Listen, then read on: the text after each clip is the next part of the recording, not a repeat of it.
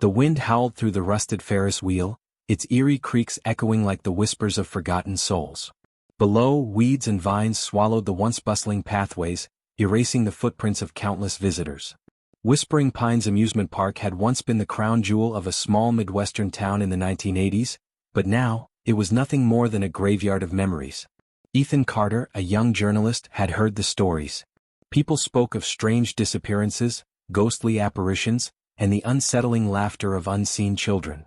Determined to uncover the truth, he ventured into the abandoned park, his camera in hand, ready to document the chilling reality behind the urban legends. As he stepped through the rusted front gate, its faded sign reading, "Welcome to Whispering Pines," a shiver ran down his spine. The sun had dipped below the horizon, casting the entire park in an ominous twilight. He flicked on his flashlight and moved forward, his footsteps crunching on shattered glass and decaying wood. Empty ticket booths lined the entrance, their windows shattered, their insides gutted by time and vandals. A torn poster fluttered on a peeling wall, featuring a cartoonish clown with an unsettlingly wide grin. "Come experience the magic," the faded text read, but the clown's eyes seemed to follow him as he passed. The silence was oppressive, broken only by the occasional rustle of the wind. Ethan made his way toward the roller coaster, once the pride of the park. Its rusted tracks twisted into the sky like skeletal remains, and a single car sat suspended mid-loop, frozen in time. Suddenly a noise, soft but distinct, echoed through the night. Footsteps. He turned sharply, his breath hitching. In the distance, near the abandoned game stalls, a small figure stood motionless. It was a child, or at least it looked like one. She wore a white dress, her long dark hair obscuring her face. "Hello?" Ethan called out, his voice unsteady. The figure didn't respond. Instead, it slowly stepped behind a broken-down popcorn stand, disappearing from view. Ethan's pulse pounded. He hesitated, then followed, his camera rolling. As he reached the stall, a faint giggle echoed right beside him. He spun around, heart hammering, but there was no one there. Then something caught his eye, a doll lying abandoned on the ground. Its porcelain face was cracked, its empty eyes staring straight at him. And then, with an eerie groan, the Ferris wheel began to move, though there wasn't a breath of wind in the air. Ethan's breath came in short gasps as he stared at the slowly turning Ferris wheel. His rational mind scrambled for an explanation, perhaps a leftover electrical surge? The wind? But deep down he knew neither was true. The air was deathly still, and the power to the park had been cut off for decades. A chill crept down his spine as he raised his camera. The lens focused on the creaking metal structure, its rusted carriages swaying gently as if someone, or something, was riding them. His fingers trembled as he hit the record button. Then, from the corner of his eye, he saw movement. Near the carousel, just beyond the Ferris wheel, a shadow flickered between the broken attractions. Ethan turned quickly, his flashlight beam cutting through the thick darkness. The carousel horses stood frozen in time, their painted eyes dull and lifeless, some missing chunks of their faces. A few had deep scratches along their sides as if clawed by something unnatural. A whisper floated through the air. A child's voice, barely audible. "Come play with us." Ethan's blood ran cold. The voice was distant, yet it felt as though it was right beside his ear. He spun around, the flashlight shaking in his grip. His instincts screamed at him to leave, but his journalistic curiosity overpowered his fear. He had come here for a story, and he would not leave without uncovering the truth. Swallowing hard, he moved toward the carousel, his shoes crunching over debris. The old ride was lifeless, frozen in eerie silence. But as he reached out to touch one of the horses, the carousel suddenly sprang to life. Music crackled through broken speakers, a warped and distorted version of an old carnival tune. The horses began to move up and down, their rusted mechanisms groaning in protest. Ethan stumbled back, heart pounding. The park was abandoned. There was no power. This was impossible. Then he felt it. A presence. Cold, unseen, standing just behind him. Slowly he turned. The girl in the white dress was there, barely a foot away. Her face remained hidden beneath the curtain of dark hair, but this time, he could hear her breathing, shallow, raspy, unnatural. Ethan tried to step back, but his body wouldn't move. His breath hitched as the girl slowly lifted her head. And then she spoke. "Why did you come back?" Ethan's pulse thundered in his ears. The girl's voice was hollow, layered, as if more than one voice spoke through her. He willed himself to move, to run, but his feet felt cemented to the ground. The air around him thickened, pressing against his chest like unseen hands. Why did you come back? She repeated, her head tilting ever so slightly. I've never been here before, Ethan managed to whisper, his voice barely escaping his lips. The girl took a step closer. The air turned frigid, his breath now visible in the dim glow of his flashlight. She lifted a delicate, pale hand and pointed past him toward the old roller coaster. You don't remember, but the park remembers you. A sudden wave of nausea hit Ethan, his vision blurring for a moment. Memories, fractured and distant, flickered at the edges of his mind. Laughter, carnival lights, the scent of buttered popcorn. A child's voice, familiar yet foreign, calling his name. He staggered back, shaking his head. No, he muttered. That's not possible. I've never. A scream tore through the night. Ethan spun toward the sound, his flashlight trembling. The scream had come from the direction of the roller coaster, its rusted frame looming like a skeletal giant. The girl was gone. The only evidence of her presence was the sudden silence that followed, as if the entire park was holding its breath. Despite every instinct screaming at him to leave, Ethan forced himself forward. His camera still recorded, capturing the surreal horror unfolding around him. As he approached the coaster, a gust of wind sent a decayed park map fluttering to his feet. He crouched to pick it up and his heart nearly stopped. There, among the list of attractions, was a grainy black and white photograph of children posing in front of the very same Ferris wheel. But it was the boy in the front who made Ethan's blood run cold. It was him. Younger, maybe 6 or 7 years old. Holding a stuffed bear, grinning at the camera.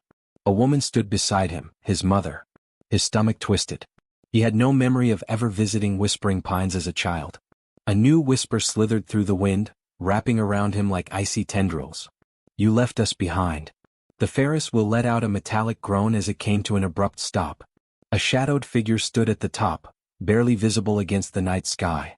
Ethan's flashlight flickered as an unseen force wrenched it from his grip, plunging him into darkness. And then, just as suddenly as it had started, the whispering ceased. A faint, rhythmic sound replaced it, the slow, deliberate creak of a ride moving once more. The roller coaster car, which had been stuck mid-loop for decades, began its descent. Straight toward him. Ethan turned and ran. The screams of long-forgotten souls filled the air as the amusement park came to life around him. Rides groaned and whirred, music played in warped, haunting tones, and the laughter of children, so many children, echoed in the distance. His past had been buried, but Whispering Pines had not forgotten. And now it wanted him back. He just had to escape before it was too late. Ethan sprinted through the decayed amusement park, his breath ragged, his heart hammering like a drum. The roller coaster car crashed into the track behind him with a sickening crunch, sending a cloud of dust and rusted metal fragments into the air. He didn't stop to look back. The laughter of unseen children swirled around him, an eerie symphony of echoes. The carousel still spun, its twisted, mangled horses rising and falling in jerky motions. The Ferris wheel, now eerily still, loomed behind him like a silent guardian of the past. Ethan stumbled to a halt near the funhouse. A warped, grinning facade with peeling paint and shattered mirrors reflecting the moonlight in fractured patterns. Something about it called to him, an invisible thread pulling him forward. His fingers trembled as he reached for the door, pushing it open with a loud creak. Inside, the air was thick with dust and decay. The mirrors were cracked, some completely shattered, leaving jagged edges like hungry teeth.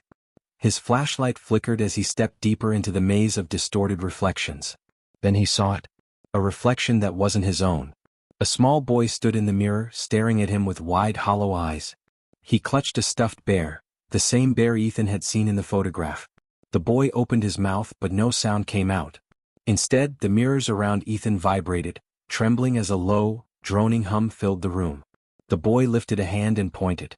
Behind Ethan. Ethan turned sharply, his breath catching in his throat. The girl in the white dress stood just inches away, her face still obscured by her dark hair. But this time she wasn't alone. Figures emerged from the shadows. Children, their faces pale and sunken, their eyes void of life. They surrounded him, their whispers merging into an incomprehensible chorus. You were supposed to stay with us. One voice murmured. You promised? Another echoed. Ethan stumbled back, his mind racing. I don't remember, he shouted, his voice cracking. I don't know what you're talking about. The girl stepped forward, slowly lifting her head. As her hair parted, Ethan felt the ground shift beneath him. Her face, familiar, yet twisted by something unnatural, sent a wave of recognition crashing over him. He knew her. Memories rushed back in broken fragments. A birthday party at the park, a game of hide and seek, a storm rolling in, frightened children running for shelter. A promise made. A promise broken. "You left us," the girl whispered, and the mirrors shattered with a deafening shriek. Ethan's vision blurred as darkness swallowed him whole. Ethan's breath came in ragged gasps as darkness swallowed him whole. The shattered mirrors, the whispering voices, the haunting eyes of forgotten children, they all blurred into a dizzying void. He felt himself falling, weightless, spiraling into nothingness. Then just as suddenly as it began, the nightmare stopped. Ethan jolted awake, his back pressed against cold, damp concrete. The air was still, heavy with the scent of rust and decay. He was lying at the entrance of Whispering Pines. But something was different. The park was silent again, lifeless, just as he had found it when he arrived. Had it all been a hallucination? A trick of the mind? His camera lay beside him, still recording. His fingers trembled as he picked it up, scrolling through the footage.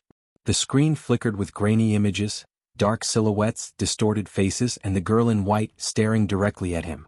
He wasn't alone. Ethan forced himself to his feet, his pulse pounding.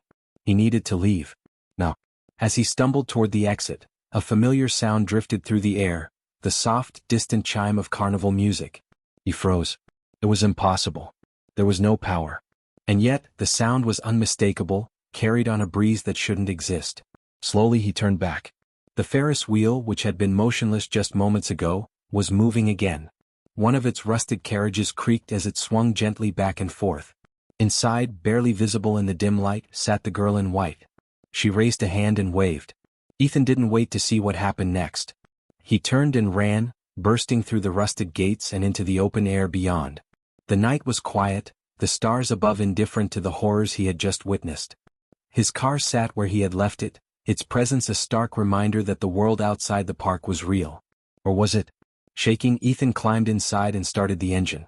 As the headlights illuminated the entrance, he took one last look at Whispering Pines. The Ferris wheel was still again, frozen in time. The girl was gone. Maybe she had never been there at all. Maybe none of it had been real. Ethan drove away, vowing never to return.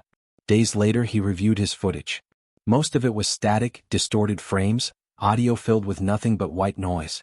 But at the very end, just before the video cut to black, one frame remained clear. It was him. A child, standing in front of the Ferris wheel, holding a stuffed bear. His own reflection staring back at him from decades ago. The story is entirely true.